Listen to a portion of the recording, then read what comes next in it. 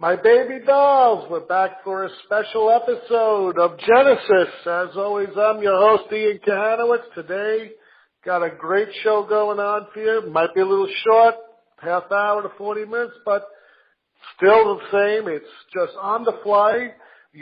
For those of you who don't know, Ned Garver, star player for one of baseball's worst teams, which was the St. Louis Browns, died last week. We have two of his super fans going to the funeral today. He will be buried today. And Marc Weiss, who is my co-captain, who is the co-pilot, and is the man with the plan, has brought them along. Welcome, Marc, to the show. Good morning, everybody. And although we're talking about the passing of a former MLB great, we also want to celebrate the fact that I believe it was 91 years that he had on the planet and a great major league career. And I'm so honored that we have both Jim and Tim with us because they really knew the guy pretty darn well, and we want to keep his memory alive, as is all the old folks who played in Major League Baseball, and we want to talk about him today. And that's fantastic, Marc. Thank you for bringing them in. As always, I'm Ian Kahanowitz. You're listening to Genesis on the Comfortably Zoned Radio Network. And without any further ado, we're going to stop the inquiries. First of all, for those of you who don't know, Ned Garver, like I mentioned, played for the St. Louis Browns. I think he's the only Major League pitcher to win 20 games when a team lost more than 100 games. I know Ted Williams said something that no matter what Garver threw at him, he couldn't hit it. You're talking about baseball's greatest hitter probably. And you also had Satchel Paige saying besides him, he's never seen a pitcher like Ned Garver. And I'm going to hand the mics over to Marc because I know he's really excited about this. And away you go, Marc. I'm excited. I really am. So quick question, gents. How far out are you from the funeral? I mean, are you guys like within the neighborhood of it? I know you were stopping by the Little League Park, which has a memorial plaque up for him. How close are you? We're actually 4 blocks from the funeral home at Garver Park, home of Bryan Little League, right in front of the ball diamond. We're sitting here doing the show. Excellent. So Ian brought up, I guess, probably, which is 1951, which was Ned's flagship year. The guy goes 20-12, has a 3.73 ERA, which I'm sure had a lot to do with the fact that the guys playing behind him in the field weren't really that stellar. He leads the league in complete games, busts out 246 innings, and he's the only guy, I guess, since 1901 when the American League came into existence to win 20 games. Not only did he win 20, but he's 20-12 for a team that lost 100 games. Did he, when you spoke to him, was that like a sense of pride that he pitched so well to win 20 games on a team that just could never get out of its own way on the field? Yeah, he explained to Tim and I that was the greatest thing that had happened in his baseball career. Even though they did lose 100 games, he was able to still get 20 game season, 20 wins in there, and he did it on the very last game of the year. Very last game of the year. He actually had at win 19. He had won 17, 18, and 19 in a 9-day stretch. And Bill Veek and his coach, they were getting him in as quick as they could. He usually had 4 days rest. The ball felt lighter, he said, on 4 days. But he did pitch well on 3 days rest. And on the very last game of the season against the White Sox, with a 4-4 tie, and he came up and actually hit his first home run of the season on the very last game of the season to break the tie, and they never lost the lead the rest of the game. My assumption is that for those Brownies, and those were some really, really bad teams. I mean, everyone in New York who's listening to this knows that Don Larsen pitched on those teams, and he was like a 6-win guy. Win like 6, lose 20 on that kind of team. To just to let you know just how great Ned was, he was winning 20 while guys like Larsen were winning 6 and 7. And guys like Larsen come to the Yankees and then, have the big Yankee pinstripe machine behind him and they win a lot of games. But Ned always played for these second division teams. He never played on a winning team. Was that a sense of something that bothered him, that he never got a chance to get traded to a team in a pennant race and get a chance to show his stuff on a national scene? Or was he just one of those guys who took care of his business and he said and felt like it is what it is and I'm just going to do my job? I kind of think after talking to him that he was happy with his performances because it really wasn't about the team that he played on. It was more about the game behind the game. You know, the trying to stump the batter. This guy knows all my pitches, but what am I going to throw to him to kind of throw him off? Because he's expecting this, but I'm going to throw this, and hopefully I can trip him up. So I think in Ned's mind, what I gathered from our conversations was he didn't really have too much, remorse for the team he was on. It was more about the game behind the game for him. So, Tim, what you're saying to me is that this was a guy who stayed in the moment. He was a pitch-by-pitch guy, inning-by-inning guy, and he wasn't looking at the big picture and saying, I'm in St. Louis or Detroit or Kansas City. We have no chance of winning a pennant. Ho-hum. He was always the chess match is what mattered the most to him. The chess match did matter to him, and I'm not saying that deep down inside, without saying it to us, that maybe that was something that did, kind of weigh heavy on him that he wasn't on a championship team. But to talk to him, he emphasized how he enjoyed the chess match more than he enjoyed, anything else. And that 20-win season was like we mentioned earlier, that was like the best time of his life. I could imagine so. And speaking of the chess match, it seems like he had some great chess matches with the Splendid Splinter to the point where he frustrated the heck out of him. And I actually heard somebody tell me that he intentionally walked somebody or pitched around them to get to Williams because he knew he could get him out. Is this true, or is this just urban folklore? Well, I'm not so sure about the Williams part. I know it was Mantle that he would pitch around. And before I tell you more about that one, let me just tell you something. Do not bring up this story in Yankee Stadium before a game when they're doing the Mickey Mantle honorary thing at the stadium, the bobbleheads, the whole 9 yards. Don't tell people this story. I got a new sense of how to put different swear words together and push them towards somebody. I still told the story, but it was Mantle that he said he could strike out. He says, I would see that Mantle was coming up. I would pitch around the guys ahead of him because I knew historically I could get Mantle out with some degree of ease. He sure did. Williams was his favorite player to play against, and Williams was quoted saying that Ned Garver could throw anything up there and get me out. But then I also read that Ted Williams still batted .419 against him, lifetime. Maybe for Ted, that's not good. Ted Williams' story. No, it's not, Mark. But his Ted Williams story is that he broke Ted Williams' bat on 2 separate occasions. That's the story he likes to tell about Ted Williams. And the first time he broke his bat was after striking him out. When Ted went back to the dugout, he broke his bat on the concrete floor in frustration. That was the first one. And the second one, he got a photo on his wall of pitching to Ted Williams, and Ted had just swung at the ball. You could see the ball is in the air above the catcher, and he fooled him on a pitch, and he actually cracked his back on that pitch. And he's got a photo, a wire photo, and it's his favorite photo that he has on the wall. My assumption is, guys, that when you get to the funeral, they're going to, like, typically you see funerals nowadays or wakes where they have, like, poster boards and pictures up of the person who passed away, and they're just like regular folks like we are. Now we're talking about a guy who's a famous guy who spent close to 15 years in Major League Baseball. I'm going to guess that photo's there, and I'm going to guess that you guys are going to ask for permission to get a picture of that one because if that was his favorite photo, I think I personally would want to save that myself and remember him that way. Mm-hmm.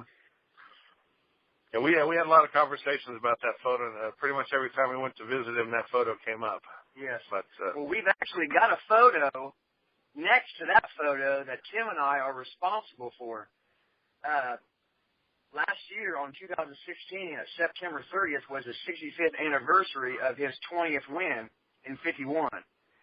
So I found a photo on eBay, and it's the first pitch of the 1951 All-Star game that he is pitching to Richie Ashburn in the first inning. And that photo is actually the same photo that's in his book. Well, I found that wire photo, and Tim's got a buddy in our hometown that is a professional framer. So Tim had a frame, nice brown, dark brown frame with a white and an orange border, and we had that sent to him and delivered to him on September 30th of 16, which is the exact day of the 65th anniversary, and he now has it next to his favorite photo on his wall. Wow. I got a quick question, because it just kind of like, I always get interested in these things, but tell our listeners how you guys got to meet Ned Garver and how you guys became so close to them, because that to me is also very much an amazing story as well. Well, I think we've talked about me being good friends with Carl Erskine. Correct. And one morning we were having breakfast at our local restaurant called Frisch's, and we were talking about one of his high school teammates I was telling him about that I'm friends with that does dialysis 3 days a week. And I told him about him. He didn't know that his buddy had dialysis every 3 days a week. Well, he told me about a friend of his that played baseball in the same era. They were friends because he came to his hometown, to Carlstown, and played in his golf tournament every year. And his name was Ned Garver. He knew he also was going through dialysis, and they had two comparable years. Ned's 51 season and Carl's 53 season. They both won 20 games. They also both pitched 246 innings. They both had the same amount of innings in those 2 years. But there was a contrast to those years was Ned was on a losing team and Carl was on a winning team. I believe the Dodgers won 105 games that year. They did. And St. Louis lost 102. So that's how I got to meet or hear about Ned Garver. I would have never even known of Ned Garver if it wasn't for Carl Erskine. So I wrote him a letter talking about Carl and talking about the other baseball players that I had been and met. And instead of him writing me back, he called me, and I didn't answer the phone because I was getting my hair cut. Well, I listened to the voicemail, and it was Ned Garver calling me back. And Tim and I actually listened to that same voicemail on the way home today, on the way here to the actual funeral. And he said, I would love to hear from you, and he gave me his number. So when I called him, I'd say that was March 3rd. By June, Tim and I were at his house for our first meeting with Ned Garver. Wow. He invited us to his house. Well, let me ask you guys something. Let me ask you guys something. Did Carl Erskine ever tease Ned about being on a world championship and perennial contender rather than that's just a joke. But you think Carl and Ned ever talked about how maybe fortunate Erskine was, and rather than Garver, being on the lowly St. Louis Browns?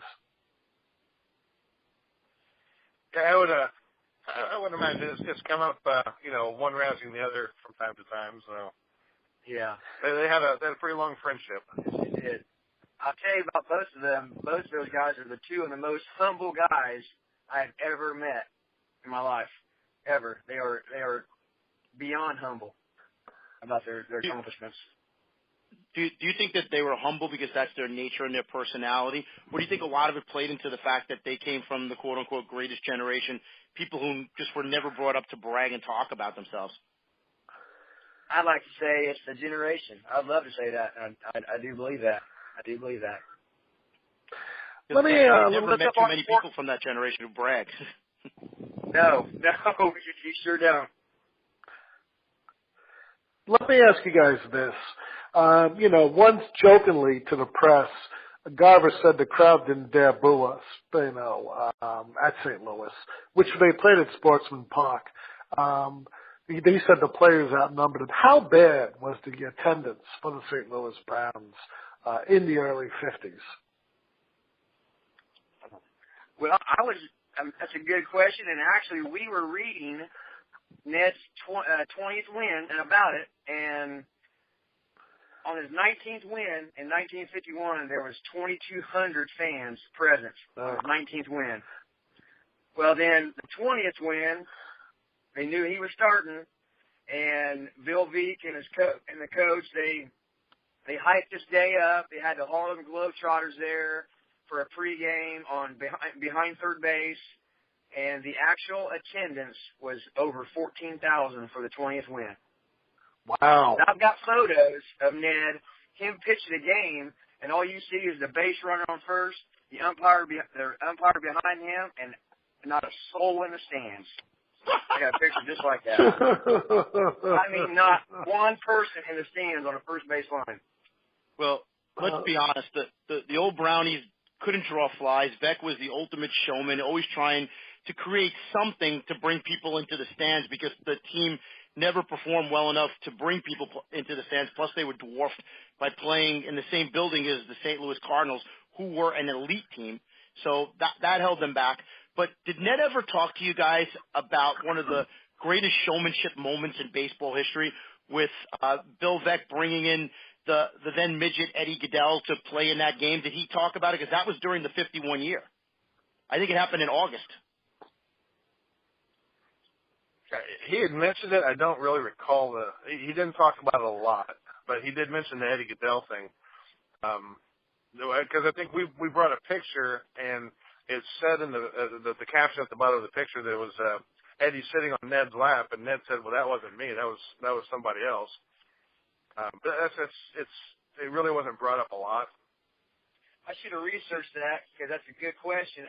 What I do remember about him talking about it was he was getting back at, I believe, the commissioner for something that they came down on the Browns at, as far as the team. Something happened. I cannot remember what it was. I do apologize, but I do know it was to get back at the commissioner of baseball, I do believe. I was always wondering myself. I mean, I know Veeck was a showman and he wanted to bring people in and wanted to make money, but I'd always wondered, I mean, the guys on the field were still professional baseball players with an immense amount of pride. I wonder how those folks felt about a stunt like that.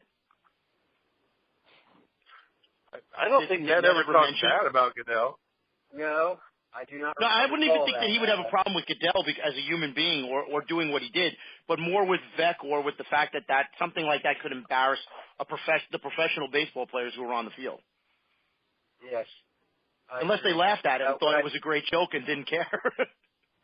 Yep, that could have happened. Could be it too. I do remember something that he talked about with us, with Bill Veeck, was the time that they got rid of Rogers Hornsby. He was their manager for a while back then, and he was not a nice manager. He was never talked to the players. He just didn't fit in. He stressed the players out, and when he was taking off the role of being manager, they got Veeck a trophy, and there's a picture out there that the whole team surrounded Veeck, and Ned Garver was the one handing him the trophy in the picture. Let me ask you guys something. How was the relationship between Garver and Veeck? Did he like Veeck? Did he, was Veeck a good owner to the players? I cannot recall any animosity towards him. I do know that in 1952 he awarded Ned Garver with the highest paid contract of any St. Louis Browns player in the history. And there's a photo of Bill Veeck holding up his index finger, saying it only took 1 minute to make that contract happen. I don't think there's an issue between those two. That was right after, yes. That's right. I do not recall any animosity at all. So $25,000 was the highest paid player. $25,000. That's right. And I've always heard that Veeck was a player's owner, and he was always just looking for a way to, juice up his second division teams to get people to go there. And if he had a first division team, he would spend the money to try to make them win. Yes. I do agree. Now, did Ned ever talk about, we know about the 20-win season that was in St. Louis, but then he moves over to Detroit. And he has some pretty solid seasons for a Detroit franchise, which, what do they say? In real estate, it's location, location, location. In sports, it's timing, timing, timing. He gets to Detroit at a point when they're in a downswing. Did he ever talk about the Detroit years? I mean, because a lot of people say that Detroit is a wonderful city to play, and playing at Old Tiger Stadium, or Briggs Stadium as they called it back then, was a great place to play.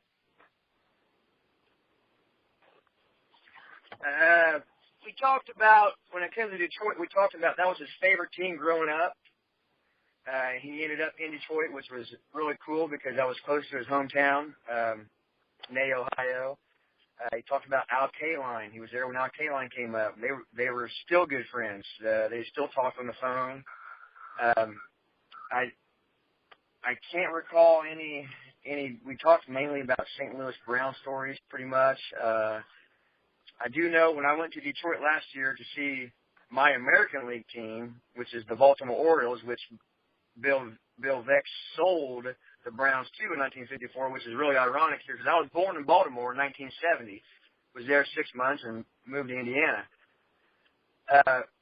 But that was like I said, that was his favorite team. I went to a game against Orioles and Tigers last year, and in a trophy cabinet, it's a glass case, there's a picture of Ned Garver and Virgil Trucks in the stadium. And I actually called Ned at that moment, and I talked to him, and I said, hey, I'm sure you already knew, but I'm standing right here in front of a picture of you and Virgil Trucks here in Detroit at Briggs Stadium. So we talked about that a little bit, and he said he was here. He was here in the first pitch when the stadium opened. He threw the first pitch. So we talked mainly about – go ahead. Let me ask you guys this. I know Garver was voted third for the MVP the year that Yogi won. Did he ever talk about the disappointment of not being voted MVP that year? He did not, and I actually just read that the other day. Actually, I didn't know that he was third. He never talked about the MVP. I don't recall, Tim. Do you ever remember him talking about the MVP? No, he didn't talk about that much. That's something I read. Yeah, because it was him and Yogi Berra and Allie Reynolds, I think. I think so. Yeah, and you're right. Three-way tie. Yes. And do you think? Let me ask you this: Do you think if he was on a more stellar team, say it wasn't the St. Louis Browns, say it was the Red Sox, not the Yankees, but say it was on the Red Sox or the White Sox, do you think he could have beaten Yogi Berra out? Probably. I would say it favors him if he was on a better team. Yes. He's very versatile. Not only can he pitch, he was a durable fielder and hitter. I don't know if you guys, I'm sure you guys have read about it, but he was the best hitter on his team in 1951. That's how he had so many complete games. He had 24 complete games, 20 of them wins, so 4 losses. They still let him play out the whole game because they needed him in the lineup. And I read that he batted sixth a lot, and I remember him telling us that he batted sixth in the lineup several times. Guys, he is 305 that year. For that. Yeah. 305. He had 305 that year, and they actually used him as a pinch hitter here and there, too. Yes, exactly. Yeah. Yep. I mean, if you look at his lifetime line score as a hitter, he's a 218 career hitter as a pitcher, which is pretty much off the charts, and he had 7 home runs and knocked in 72 runs. So, if you normalize that over a 162 game season, he hits better than a lot of like shortstops from the era. Yes. Yeah. I agree. He was a hitter. It's a great outfit.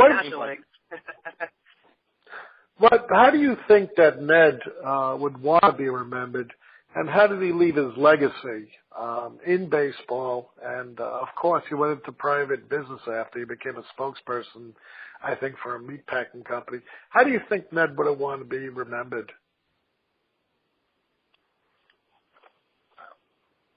Let's go, Tim. Well, I would say if Ned would probably want to be remembered for the way he was humble, the way he was very open and caring, and the way he invited us into his home just to talk to him. I mean, it was he was a special person. He was an amazing man who did amazing things in baseball, and he's really left his mark on Bryan, Ohio. I can tell you that. Yes. There's not too many corners you can't turn around here. You can't find something about Ned Garver.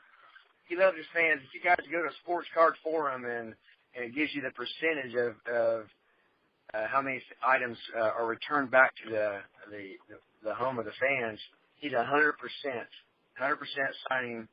And when he was in the hospital, his son even sent back to a couple guys that were sending some items to him to get signed that my dad is too ill to sign, and he sent them back and let him know that that's why their items didn't get signed, not that Ned didn't want to sign them. Wow. We feel like we probably got the last Ned Garver autographs on February 2nd when we visited him. Wow. That's amazing, guys. And one last question, because we want to get you guys obviously over to go pay your respects to Mr. Garver and his family. But tell our listeners just how far and how long you guys drove to go to Mr. Garver's funeral today. We drive about 2.5 hours. It turns out to be somewhere in the neighborhood of about 130 miles roughly. But it's a lot of it's it's not all interstate. I tell you what, I would have drove 4 times that distance just to talk to Ned. The times that we did, because like I said, he was a fans player.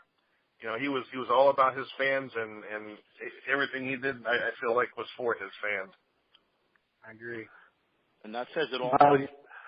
Wow, you guys really did well today on the show. I hope you guys had a great time talking with us. We had a great time. A wonderful time. Great time. This is our 4th trip here, and the first 3 times we've always stopped at the diner and had some, talked about our experiences, and we're going to do it. We're going to do it again today. After the funeral, we're going to stop at the local diner and have lunch again. That's hold the line, guys. This is how I end the show, folks. Hope you had a great time on this special edition of Genesis. Very important to know and learn about a little bit about Ned Garver, because a lot of us, are too young, or he was forgotten because he was on the St. Louis Browns. A special thank you to Marc for bringing these gentlemen in. As always, I'm Ian Kahanowitz, in for Marc, Weiss, and this is a very, very good episode. Tell your friends about it. This is very important. And as always, in the immortal words of Edwin R. Murrow, good night, folks, and good luck. We'll see you.